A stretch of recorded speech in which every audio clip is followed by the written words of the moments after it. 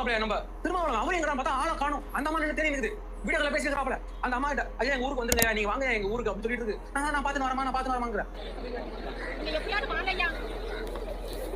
ஆளை எங்கடா காணுமேன்னு பார்த்தா சென்னையில போராடிக்கிறாப்ல. எதுக்கு போராடாப்ல? அமெரிக்கா எதுக்கு போராடிக்கிறாப்ல? அதாவது அமெரிக்காவும் இஸ்ரேலும் சேர்ந்து ஈரான் தலைவர் ஹமானியை சுட்டு கொண்டு விட்டாரு. இது அராஜக போகை, உடனே நிறுத்து போரே நிறுத்து அப்படின்னு பேசிக்கிறாப்ல. யாரு? நம்ம திருமாவளவன். அங்க டிராமாலாம் பயந்து விட்டாப்ல. ஆளு அள்ளு விட்டா இருக்கு. ஐயோ இந்த திருமாவளவன் கையில பெரிய பிரச்சனை இருப்பாது.